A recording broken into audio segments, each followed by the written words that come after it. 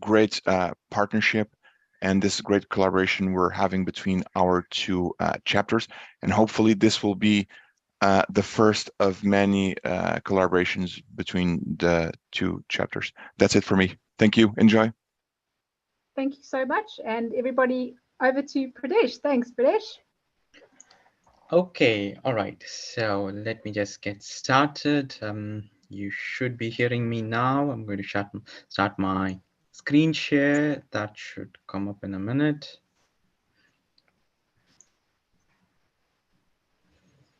Okay, just let me know once you see my screen.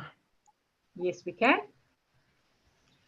All right. So thank you, Ruth, and thank you, everybody. And apologies for the delay.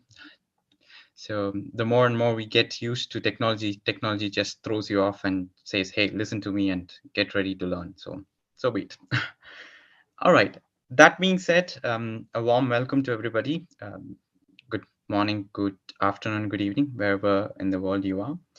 Today, I just want to walk you through about one of the skills which I feel is most underrated and something which a tool or technology cannot teach you. It's about a skill of negotiating and particularly negotiating needs. So, as a business analyst, most of you would agree that every day we imbibe as well as we breathe, we eat, talk needs, right? I mean, whatever is needed by the customer is something which we kind of think and we churn it out as a feature. So basically, that's what we do. But what we forget to do is negotiate these needs, because as a customer, even if you put yourself as a customer, what happens is that you expect everything to be perfect. But if you look at things and if you take a step back, nothing started perfectly, right? I mean, everything started with a bit of imperfection, and iteration by iteration, you kind of improve things. So whenever we develop something, that's also something which is missing, is what I believe. So today we're going to target this skill, which is very underrated, as well as not many of us think of it whenever we talk about features. So I want to touch this. Before I do that, just a bit of information which I would like to start with. Couple of topics over here are a bit interactive per se. So whenever you see a question or whenever I ask a question, maybe you can either put your hands up, or you can just type down the answers, and then I can see it from there and we can proceed. So having said that, I have your first question. I mean, technically, there is a definition for a product or a service, because most of us who work as business analysts either cater to a product so that we develop new features for the product, or we provide a service to a customer, a company, or an institution, such that they progress. So it can be a feature for a product, a process for a service, and so on and so forth. So when you reflect on your day-to-day life, you might always have a definition for a product. I mean, not the literal textbook definition of a product or a service, but you will have a practical day-to-day definition of a product or a service. So I would like to hear from you what a product means for you, or the moment I say the word product, what it means to you. So we could understand the kind of impact this word has on each of us as a business analyst. So let me hear what you feel is the definition of a product or a service.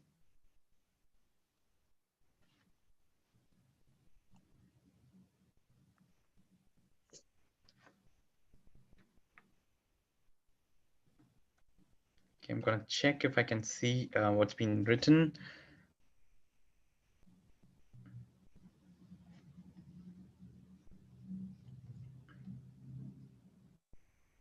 Okay, so fair enough. Let me just go ahead and provide you a definition of a product or a service from the literal term. The literal term of product or service depends upon what you are trying to develop. For an entrepreneur, a product is something by which he is satisfying a need, or he is providing a feature where he can provide something new to the end customer. So it can be something which is satisfying a need, or a need which a customer per se did not even think about, right? So that's a definition of a product on a day-to-day basis.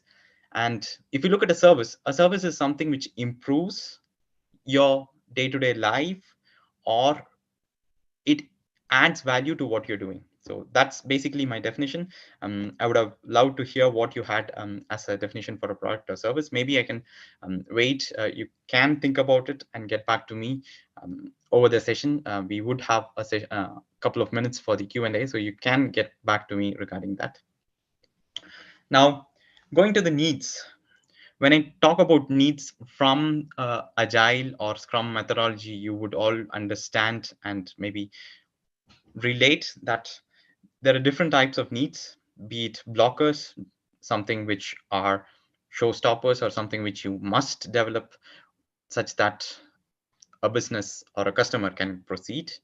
Then you have the must needs, which actually are second in priority. So you give must or the most priority to the blockers, then you give for the must, then you talk about the shoulds. So this is about the needs which we know per se, right? I mean, does anybody over here fear or feel that there is some type of needs which are missing here?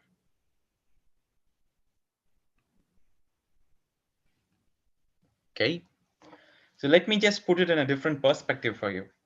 When you look at a customer, be it an end customer, a person who's using a product, maybe a person who's using an iPhone. So if you look at them, you will have to provide something by which the company can survive, it can compete and outclass, right? So if you take Nokia as a company, it developed products to survive. But when it came to competition, it wasn't able to survive the competition. Then you had something or the products from Apple, which were actually able to outclass the competition. Now, where did this companies go wrong? I mean, you have multitude of companies, right? You had Nokia, which was doing very good business when it comes to the Symbian operating system per se. But when it came to something where it was a smartphone as such, they were not able to survive. So where did they go wrong? Or what happened over here? The problem here was that they weren't able to understand exactly the transition of needs, and this eventually impacted the survival of the organization per se. As a business analyst, do you think that something could have been done over here? If you take a back step, I would say definitely. I mean, if you look at a product like a phone from Nokia, it was built to last, right? I mean, that was their key usability point. I mean, the phone was a brick, it could outlast almost everything. But as it aged, as newer phones came in, the needs were to upgrade in technology, to update the product per se, but they still had this notion that they should have a durable device which can outlast ages. But that wasn't the trend or the need of the time, and they were not able to compete when it came to products like Androids as well as the iPhones, and they were not able to survive, right? But if you look at a product like an iPhone, they were able to outclass. And do you need an explanation on how or why iPhones were able to outclass others? It was because they targeted something which people were not thinking at that time. I mean, you had a product which could do the actions of a computer per se. It can take photographs and it could work seamlessly without getting any issues which an Android phone can. At a point when you are talking about the early 20th century or the early 2000s, having this kind of a feature with a robust technology was something which was great. And this was something which the customer never stated as a need, but this was something a maestro called Steve Jobs was able to identify, right? Now, as I said, when the first iPhone came in, or when the first iteration of the iPhones came in, not everything were perfect, and you did not have a device which excelled in all these segments, but they still went ahead because that was able to compete and at times outclass because certain features were not available in the other phones, right? So just giving you a perspective of how and what kind of an impact this basically has when it comes to competing on the grounds. Now, moving on to organizational needs, because not everybody over here as participants, as well as folks in general, get a chance to work on a company which is more into entrepreneurship or into developing products which actually make impact. Few of us also work in organizations which develop mass products, which also provide services. So if you look, most of us might work in a segment where we kind of handle the software side of a different product. We might develop financial solutions, we might develop healthcare related solutions, and stuff like that, right? Now, when you take a step back, or at least if I can take my case, during the early days of my career, I never thought what is my organization's goal or needs. How is my product or my feature going to impact the organizational needs, right? Now, this sometimes becomes really essential when you're kind of looking at the amount of money which goes in to developing a feature, right? So if you take an organization, there is different standards by which they play. Initially, when you look at an organization, it has to maintain a certain level. So if you take Apple as an organization or Tesla as an organization, it has to maintain a certain standard when it comes to the technology and the level of innovation which it brings up, because they already have a benchmark set. Now, it doesn't stop there. You cannot just have an inspirational technology or an inspirational product and just survive. You need to make sure that via iterations, you achieve a perfect product. So this is something which you might have noticed. I mean, most of us follow news, and you would understand that Tesla initially launched an electric car, which was good. It did have its own pros and cons, but it did iterate. There were certain issues, there were certain problems. They did look into it, but at certain point in Tesla's life cycle, it had a big bottleneck, as in they were not able to keep up with the promise of delivering their products within the time frame which was provided.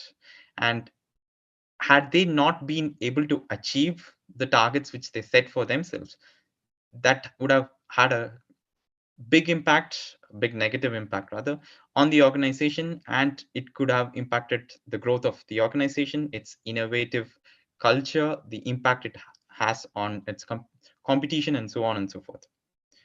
But that's another point, right? In order for you to maintain an organization and help it achieve, you need to develop products, features which can survive, right? I mean, this also boils down when it comes to the complexity with which we work. So you might have a release or a pre-AT cycle where you're developing a complex product. Now, if you're sure that your product cannot survive and achieve a certain goal, then it's pretty clear that you need to kind of understand or scale down and see how best it can iterate. So for a customer, if you look at a point, a product is always a fully rounded 100% product, right? I mean, it has to be the perfect product. But for us business analysts, that doesn't have to be the case. I mean, for us, products or services are supposed to solve problems and help move on. I mean, it shouldn't be a bottleneck. It shouldn't just prevent them from It should just be something which doesn't prevent them from progressing. So the moment you have or you achieve 70 to 80% of the end goal, that's more time for you to take a back step, understand, see how the product is evolving, and then move ahead. So rather than getting 100% of requirements and then seeing what needs to be done, the iterative way is the way which should happen. So basically, when it comes to negotiating, this is where it becomes very important, right? I mean, you never ever write the user stories or the business requirement for the entire 100% or the entire foolproof product or feature, right?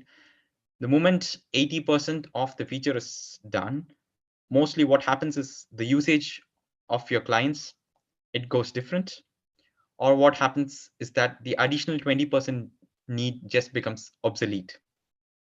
So that is also something which you need to kind of understand. I'll give you examples about these points which I'm talking about as we go ahead, because we will deep dive and look into a couple of products which actually did this pretty well. But just for you to understand what I mean by maintain, achieve. Excel is totally a different story, right? If you look at a product, if you can point out to a day-to-day customer or a organization as a customer that you can provide a service which they did not even think about. Now, that by itself is a product or a service which excels. Nobody thought in their wildest dream that they could travel to space as a tourist, right? A company made this possible, and until it invited people to join them to travel to space, no normal human thought that that was possible as a service. But yet we are here at a time where people can travel to space, right? So these are certain points which help organization excel.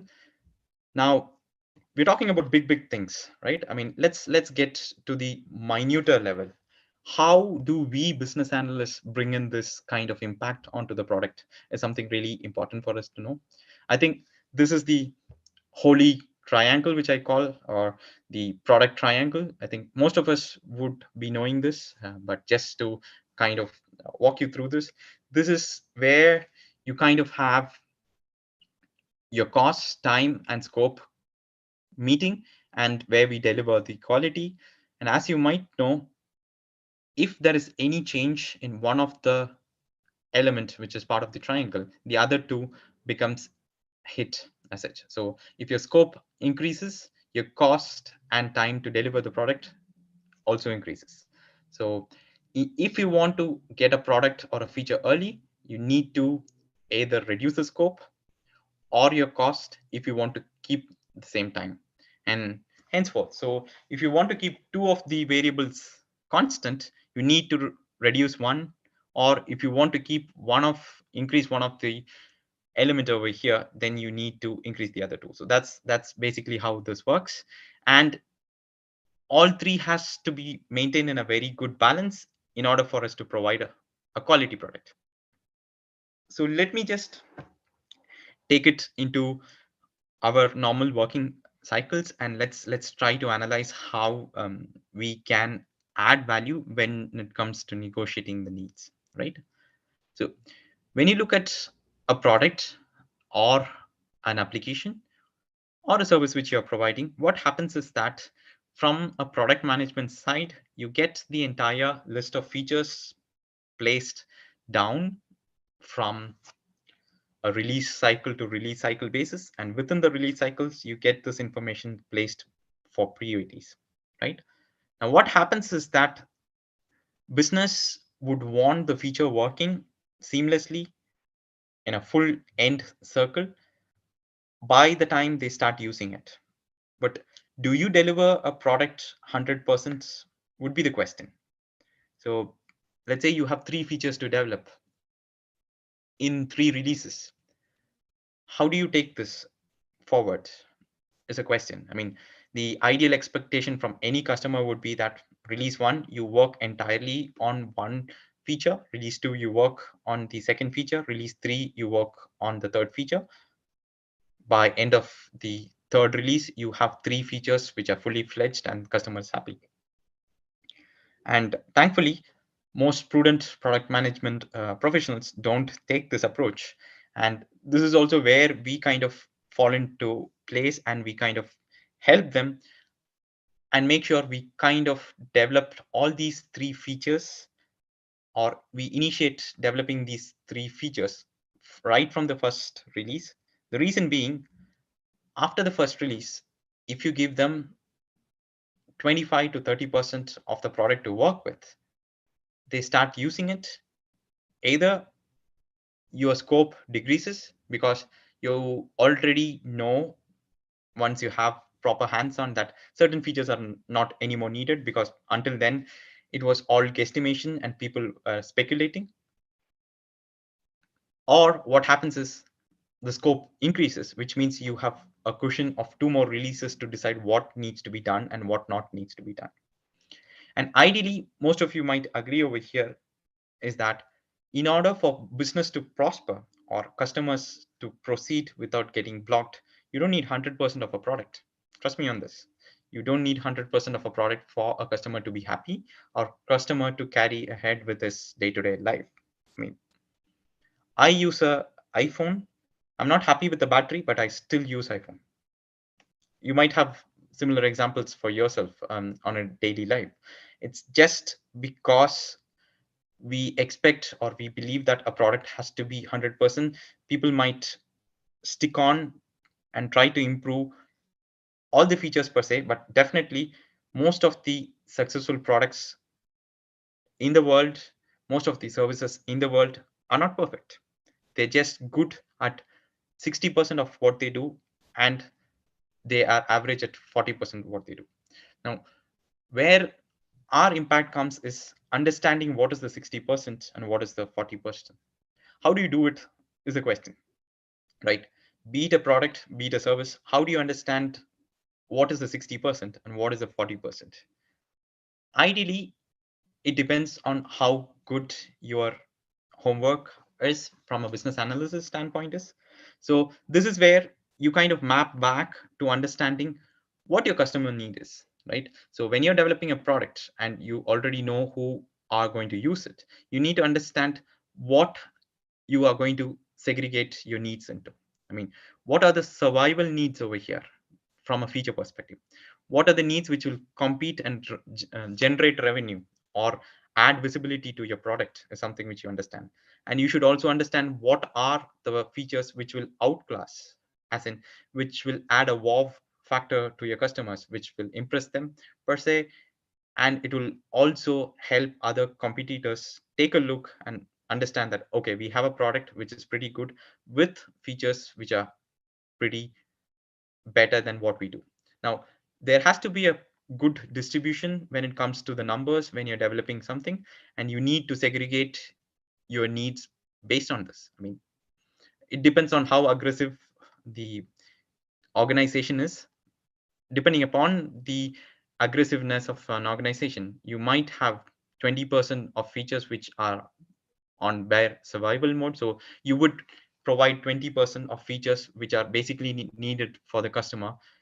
If it's a calculator, if I take that as an example for you to map what I'm trying to tell over here, if I'm taking a calculator, I might just have the basic BOD mass functionalities of your addition, multiplication, division, and so on and so forth as the survival needs. 20% would be put into that. And if I'm developing a product which is pretty aggressive, that is. When it comes to competing needs, the most complicated or the most sophisticated calculators right now handles algorithms and stuff. As such, the scientific calculators or the calculators which use AI to process information. So that is something where you would put a number which is equal to 40% or per se, and 20% is where you kind of want a feature to outclass. Now, if you're developing something which is pretty aggressive, and if you're trying to compete in a market where you need to make an impact, so calculator is a product which has been there for ages.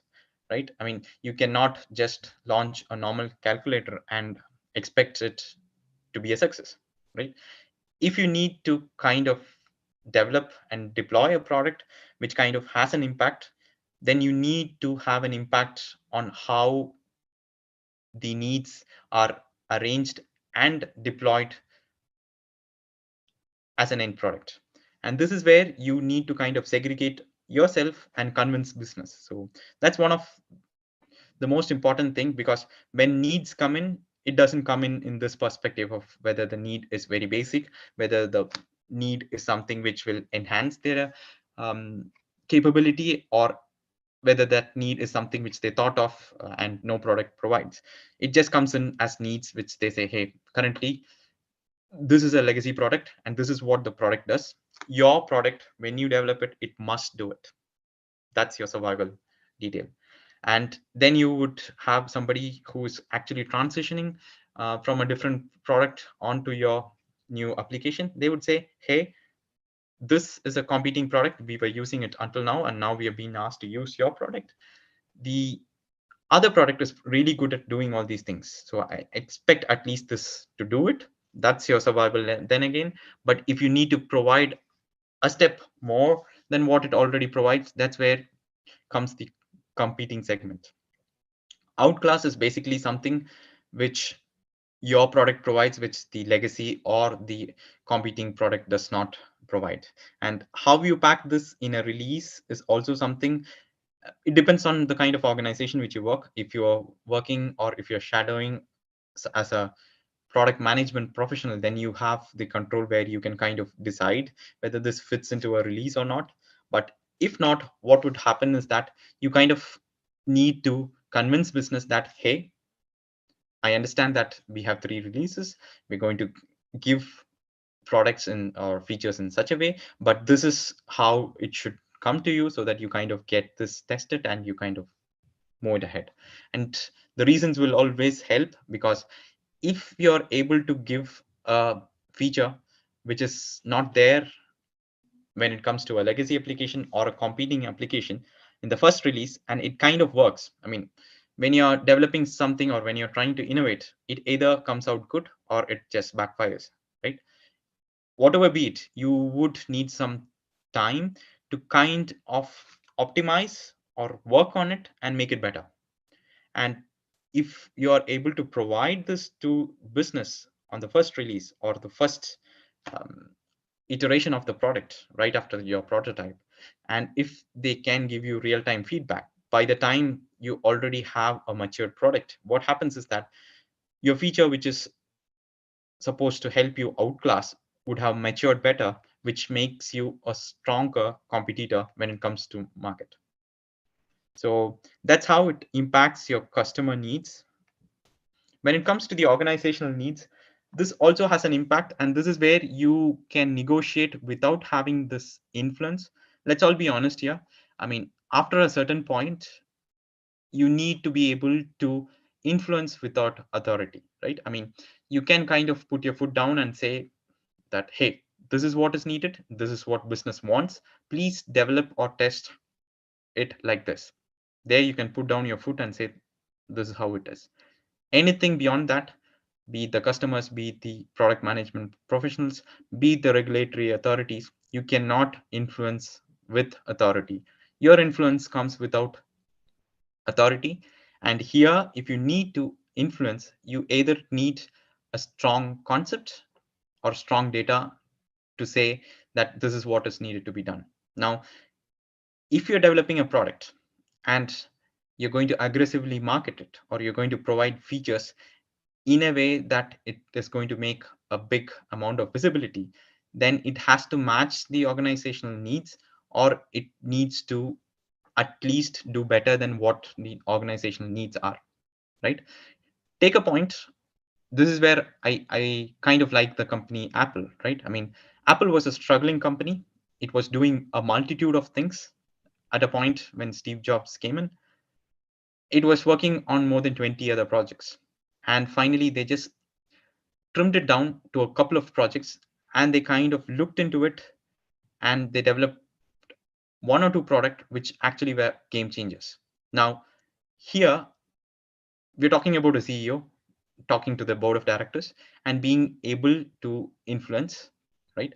I mean, irrespective of whether it's a CEO or a business analyst trying to make his point, when it comes to influencing without authority, what you need to do is that you need to make sure that you align with the organizational needs so that you can go ahead. This can work both ways, right? I mean, you can get a node when it comes from an organizational perspective, or you can also influence the customer, right? You might have a customer who really wants a feature, but if it is not within the organizational goals, or if it isn't within the organizational needs, then you could use this to influence the customer, right? I mean, let's take the current trend, right? We are all looking out and thinking whether there is a recession which is looming.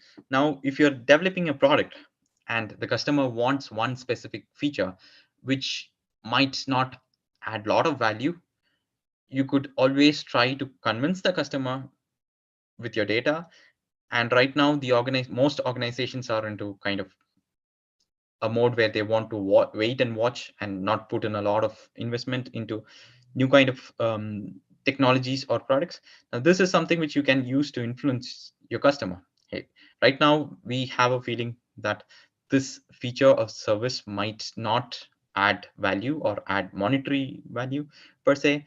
Looking at the condition and looking at where the organization is thinking, I would really want you to rethink whether we should go ahead with this. I mean, you're just planting the seed and you're just waiting for it.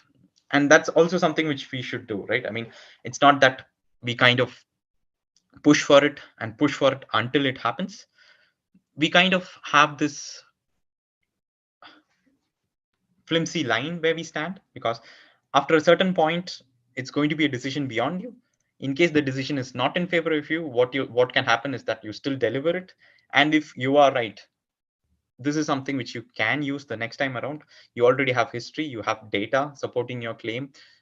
Previous time you had suggested something which was not agreed upon. The next time when you're trying to influence without authority, you can use that as an example and you would be heard, right? So that's about aligning with the organizational needs per se. Product triangle we just went into. Now let's take a look into the history and understand how certain products of features, services rather, were able to outclass. Now, let me use the example of Gmail. So I'm using it as an example for a product. When Gmail came in, Gmail was not an innovative product. It was not something which had this wow factor. It was not the first email application. You had Hotmail, you had other mails, Yahoo, and so on and so forth. But Gmail was able to outclass, and it's now preferred by most of the folks, and it's even used by most corporates, is what I understand. There is still a good amount of corporates which still uses the Microsoft bundle, as I said, because it comes as a bundled product. So why not use Microsoft Outlook when you are paying for the other bundle? That's how they are still surviving. But Gmail still made it big, not because they had this features where they could outclass, but they looked into more on how to innovate and improve an existing product, right? So that should also be our thought process. Now, depending upon what feature or what product you are working on, it also depends on how you look at it. Now, if you have Gmail as a product now, and if there are a lot of features to be developed, if you take a feature which is innovative out of the box and you kind of put it in the first release, when you launch it, more often than not, you wouldn't not have much of visibility if that doesn't work fine. I mean, let's be really honest here. What is preventing us from transforming or taking the step into moving from petrol or diesel cars onto electric, right? We already have a mindset, right?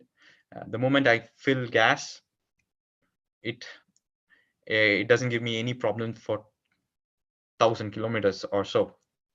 So for the next 1,000 kilometers, I don't have a headache because that amount of fuel is definitely going to give me this amount of kilometers is something which is written in blood. So if you want to move away from petrol or diesel cars and elevate onto electric vehicles, you need to first have this fundamental understanding or trust that EVs can live up to your diesel or petrol cars. Basically, that's also something which Gmail did, right? I mean, they made sure that they are able to compete with the customers, and they made sure when it comes to the needs which were survival and competing, their quality was one of the best. And then slowly but surely, they increased the features which could outlast them, and they didn't stop. They haven't stopped until now, and that's why they are global leaders. So that's an example for you to understand how Gmail was able to do it. I mean, certain times it could happen that the management or the customers have a different approach to it, right? I mean, you could have a customer, you could have a product management professional who said, okay, we already have Rediff, Yahoo, we already know what electronic mails are, we already know what is possible. If we go out with Gmail, I don't think people are going to imbibe it.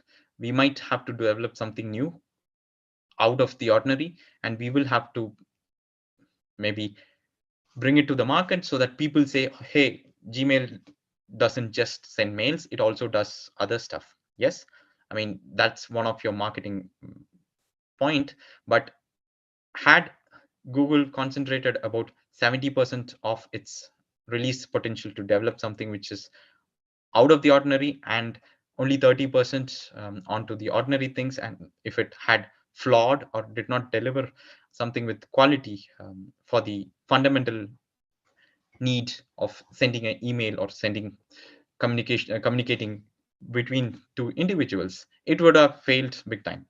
So that's also something where you kind of take a step.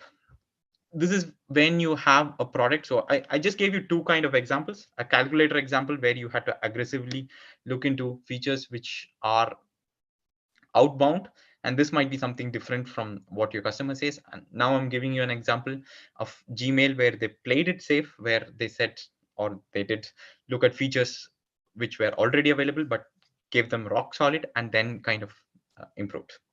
Same can be said about the services like Amazon online shopping as well as Uber. If you look at Amazon online shopping, that's a revelation, right? I mean, um, the retail selling industry was already there, and you already had people delivering to home at certain points, not at a nation level or international level, but at least when it comes to towns or cities. If you buy something, you could have this luxury of getting it delivered to your doorstep. That was still there, but Amazon took this model, revamped it big time, and it started creating a ripple, which right now is present across all the continents, right? So this was something where you already had a product, you already had a service, but in order for you to kind of make an impact, you had to align such that the customer needs are mapped. Now, something which is different here is that the customer needs are not controlled by a person who's using it, or the end customer is at the liberty of Amazon, because he just uses what are the feature which is provided by the organization per se. And here's where the control actually shifts, and you have more control in deciding on what feature goes when. And if you look at how Amazon works as a business model, this is where I said that data comes into picture. Influencing without authority and using the data plays a big role on the feature lineup when it comes to the step-by-step flow by which Amazon introduced its new products or feature. So here you have a situation where the end customer particularly did not tell you or per se the organization what are the critical features he or she needs, what are the competing features he or she needs, or what are the features which can outclass. Here again is where you kind of sit down, look at what is being provided, and then you make a decision. So if you look at the other competitors or any other products which were available at that point, they did do something. I mean, delivery was possible. I mean, you could transport an item from point A to point B, but the radius and the amount of products which could be transferred was very minimal at a very high cost, and it involved a lot of time. Now, this is something which Amazon took into consideration, revamped it. It did not change any of the operating procedures. It just worked on the quantifiable numbers. It worked on the price with which you kind of transfer a product from point A to point B, the amount of time it takes for the transfer, and the delivery per se. So it just worked on the fundamentals, but it worked delivering them pretty solid. And now you know where Amazon as an organization is, right? So with the interest of time, let me just skip Uber and Airbnb and just move on to the products per se. I think we talked about Apple iPhones and Tesla cars. I mean, what I wanted to convey over here was basically that Apple iPhones still aren't perfect, right? I mean, let's accept that as a notion. I mean, they're good. It doesn't hang. Nobody can break into them, but they do have their flaws. But what Apple phones do good, they do it great. I mean, they take great pictures. The usability is amazing. If you have an Apple iPhone, it can last ages if you take care. And it also has its own cons. I mean, I would have loved to interact and understand what you feel about it. I mean, when it comes to the pros and cons, but maybe the Q&A, if we get time, we can talk about this in detail. So what they did is that whatever they concentrated it well. They provided good quality, but that didn't stop them. I mean, they did not develop things perfectly from release one. I mean, the first iteration of Apple iPhones did have their flaws. They had battery issues, but they still came in. They iterated. Second iteration, they looked into providing better usability, better robust operating system. They still had the battery issues. Third iterations, they started looking into battery issues and per se. So basically, when you look at the needs, they kind of rearranged it, right? I mean, initially they started giving a lot of iPhone being the product. They did just a phone wouldn't have survived. So they went in here aggressively. They gave more weightage to needs which were either to outclass or to compete, and the survival needs they kind of kept as minimal. And this is where innovation or entrepreneurial vision comes into picture, right? I mean, right now most of us are iPhone customers, but 10 years down 10 years ago or 15 years ago, if somebody had asked you to during a kind of a interview session or a kind of a brainstorming session, what would be a wow factor in a phone, none of us would have had this image or idea on what could actually entice a user to have a better phone, right? I mean, thinking about this and implementing this as a feature is the value add, and it's not a small task which can happen. I mean, with the service, when you have a customer, when you have an organization, you have somebody who actually draws the golden line and tell you what needs to be done. But when it comes to products which you kind of develop for the market or B2C, business to customer, it's more difficult, to be honest. The reason is that most of the impact or how the product makes a difference is felt after the customer starts using it. And understanding this before and deciding on how you kind of decide on the needs is a bit difficult. And this is where a lot of numbers come into picture. Um, Lastly, what I would like to talk about is McDonald's, because they created a revolution when it came to the service industry and the food service industry per se. I mean, we had restaurants, we had food outlets, but we never had McDonald's, right? I mean, nobody could think about in the early 1940s that you could go to a place, you can just hand over a dollar bill and walk away with food. I mean, at that time you had to go there, you had to wait, you had to get your order in queue processed, and then you got your product, right? They made this revelation possible, and they're still holding their ground. So basically here too as well, it was an existing business line which was there, but they still innovated and they were able to develop something which was out of the ordinary. So developing perfect products can be different. I mean, you could develop something which is not there, innovative product, but you can also outclass something.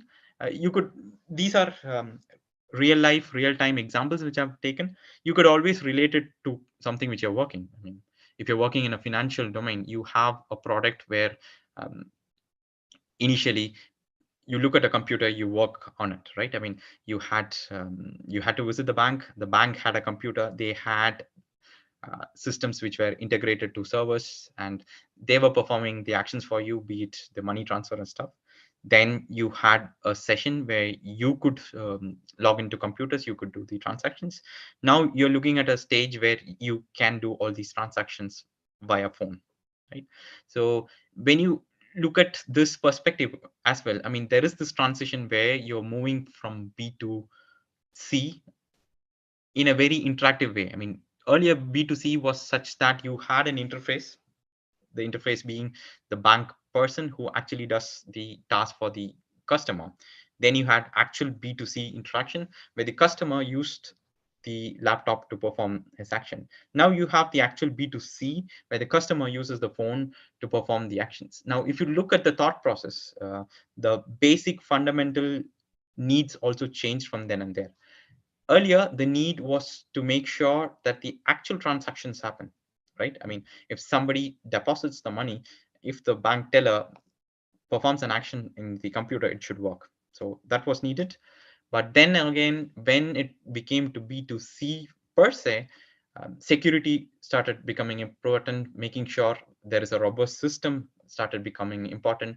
Making sure that the system doesn't let the user do something which he is not supposed to do also became one of the most important needs. So depending upon these things, your needs also get modulated. Um, and when it comes to product needs, it's something which you need to kind of envision, or you need to understand from the persona of the people who are using the products. Okay. Ruth, I'm not sure if I can take another 2 minutes because I think the scheduled discussion is already over time by 3 minutes. I just wanted to check. Yeah, 2 minutes is fine, Piradeesh. Thanks. Thank you, Ruth. So something which is interesting for the post-COVID situation is the situational needs. I never thought I would talk about it, but I just wanted to talk about it because somebody from a healthcare background told me that I should talk about this. Now, most of you who work with healthcare might know that there are regulations, FDA, the Food and Drug Administration. When it comes to the US, you have a European body. Similarly, you have the administrative bodies everywhere. Now, for you to have a vaccine released onto the market, it's a 5-year process. So there is a lot of testing which is done. You have the initial product which is developed, then you have a lot of testing, then you have all these data which is collated, and then you submit it for approvals.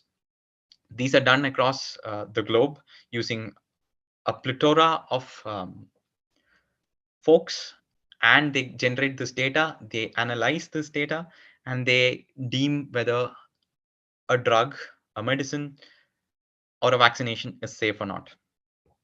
But COVID actually changed it. I mean, it was such that you had a vaccine which was pushed across within a span of less than 18 months. So you had people using the vaccine with was designed, tested, and made available to the market in within a span of 18 years. Now, what do you say over here? I mean, when you talk about healthcare, regulatory requirements are right up there. Patient safety is right up there. Now, there was a situation where you had to prioritize time and effort, or the money involved was not a point of thought as well. I mean, regulations were not thought about. The amount of money which was invested into this investigation was not thought about, but just getting the product as soon as possible was something which was thought about. Now, that was a revelation in the healthcare industry, because in healthcare industry per se, for people who you might already know, doing this in a very short span of time is something which is unprecedented, and it has never happened. So situational needs is also something which you need to kind of think about and decide. So this is also something which I wanted to bring up. Conflicting needs, just to kind of uh, let you know, you might have conflicting needs when you have multiple stakeholders who are looking for a product. You might have a person or a organization asking for the feature, and you would have somebody who doesn't want it. I mean, this is one of the need which can be negotiated off the table as soon as possible. I mean, you cannot have a sports car which is fast as well as which gives good mileage, right? I mean, it can't happen. So this is something which you can basically make sure it doesn't fit into the entire release cycle if provided. So yeah, I think this is what I wanted to convey. I mean, maybe certain points or certain slides were pretty brief because owing to the time detail, but this is what I wanted to convey to you, everybody. Basically put, when needs do come in, if you ask me, you always have a control over it. You can always segregate them on what has the most impact depending upon your product or your feature which you're providing. You need to percentage them as a survival need, as a need to compete, as a need to outclass, and you actually can negotiate this with the customer and make sure you plan it on a release such that your overall product has a viable impact on the actual customers using it. All right. I think I am done. I will stop sharing, and if there are any questions, I can briefly take them. Great, thank you, Piradeesh. That was really great, and we've got a couple of people coming on and just thanking you for the session. And yeah, just apologies to everyone for the technical hiccups at the beginning, but we got going nicely and had a great session. So thank you, everyone, for staying on and joining us today. I think there's a couple of questions. Yeah, maybe we'll just get those. I think there's two that I've seen come up. I'll get Sips to go through those or read those out to you, Piradeesh, and maybe you can just get those two. If any more come through, we will then just, we can send those through to you, and those can be answered at a later stage. But yeah, I think there's one from Patrick and one from Baring. So yeah, Sips, hand over to you just to get those two questions to Piradeesh. Thanks. Thanks for an excellent presentation, sir. We have a question from Patrick. A SWOT analysis will be an option that comes to mind to allow companies grade their current products and define the need to compete. What other BA techniques would you recommend to complete this analysis? People rely a lot on SWOT analysis. That is definitely nice, because SWOT analysis helps you to benchmark. As in, if you have a competing product, definitely you can benchmark something, but you could also look at how certain things can be improved. So if you look at a product, as I said, each product has some core values. If it is a financial product, security has the highest core value. If you look at a healthcare product, the amount of data which is collated has the highest value, so on and so forth. So if you can actually add additional value onto the core feature as well as enhance the existing simpler features. That basically helps, right? I mean, you don't need competition to tell that, hey, you can improve your core functionalities. I mean, if it's a financial product, you don't want bank A's software to be rigid enough to actually push you to develop something more rigid. So what you can do is that depending upon your product or your organization, you can always take a back step, see where your company has a visibility. So for example, if you take KPMG, they're known for their auditing skills. I mean, if you can strengthen more of their auditing skills by the features which you provide, that's a value add. And if you already know something, some segments which they are not very good at, you could add a feature there. So that's also something which you can look at. I mean, SWOT analysis, definitely, but SWOT analysis just helps you compete with the market. If you want to outclass, then you actually need to align yourself with what your product is supposed to do or what your organization is planning to do. Does this help? Thanks Yes, for thanks. explaining. Thanks for explaining, sir. We have a second question from Pareng Letapa. In addressing the organizational need, can you recommend the usage of McKinsey 7S model? Yes, I would say yes. So McKinsey's 7S model is fine. Depending upon, then again, I'm talking about depending upon, because the size of the organization and the end goal of the organization has a kind of impact over here. If you are a very small organization trying to make this multi-million-dollar target, McKinsey 7 model might be more timid for you. You might need to look at something more aggressive. But if you are already a multi-billion-dollar organization and you want to sustain your market as well as then improve, then yes, McKinsey model would be the right way to go. And there is no harm in innovating. I mean, you can always use McKinsey's model as a benchmark, and you could always innovate, or you could try additional mix and match. I mean, what I see as a trend now is that there is this hybrid models where people kind of mix one or more models and they innovate and come up with a quasi model themselves. So yeah, that's the way to go in the near future, is what I believe. Thank you, sir. Great, thank you. I think that brings the end to today's session. Again, just a big thank you to everybody, all the panelists, hosts, facilitators, and especially the people who took time out of their day to attend today. So thank you very much, and just great to collaborate with the IBA Ireland chapter. So we look forward to many more collaborations with the other chapters, and yeah, great to be able to especially collaborate with the Ireland chapter in the same sort of time zone as us. So it's great to have that ability to co-host with them. So yes, thank you everybody, and yeah, we look forward to another session with Ireland chapter. Bye everybody. Thank you. Bye bye. Thanks. Goodbye, everybody.